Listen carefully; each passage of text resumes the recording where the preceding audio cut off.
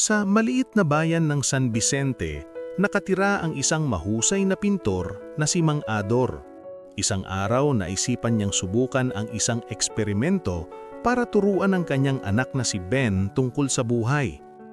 Dinala ni Mang Ador ang kanyang pinakamagandang obra sa gitna ng plaza.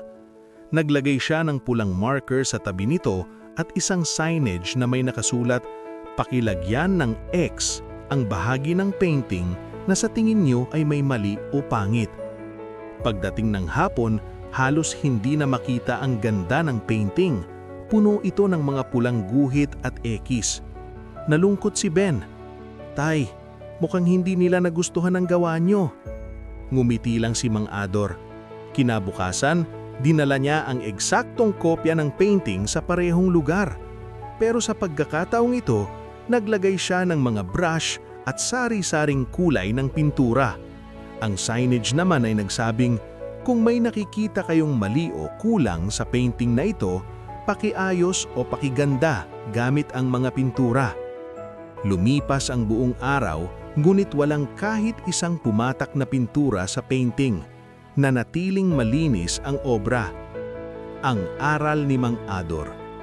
Hinarap ni Mang Ador ang kanyang anak at sinabi, "Ben, ganyan ang mga tao.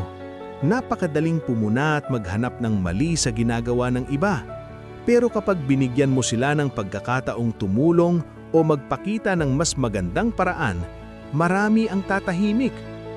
Ipinaliwanag ni Mang Ador na sa buhay, mararanasan mo ang tatlong bagay.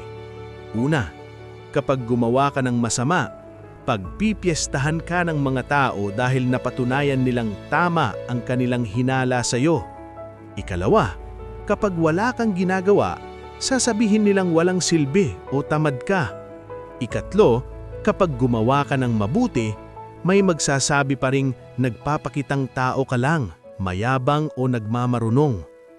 Ang realidad ng buhay. Ang kwentong ito ay paalala na ang opinyon ng ibang tao ay salamin ng kanilang sariling pagkatao, hindi ng sayo. Hindi mo hawak ang dila ng iba, pero hawak mo ang sarili mong mga kamay at desisyon. Una, ang iyong halaga ay wala sa opinyon nila.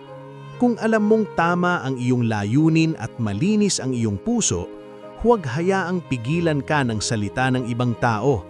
Patuloy kang magpinta ng sarili mong buhay. Ikalawa, piliin ang pakikinggan. Makinig sa mga taong ang layunin ay tulungan kang maging mahusay, hindi sa mga taong ang layunin lang ay hilahin ka pababa. Sa huli, hindi ka huhusgahan ng Diyos o ng tadhana base sa sinabi ng kapitbahay mo, kundi base sa kung ano talaga ang nilalaman ng iyong puso at ang kabutihan na nagawa mo sa kabila ng ingay sa paligid.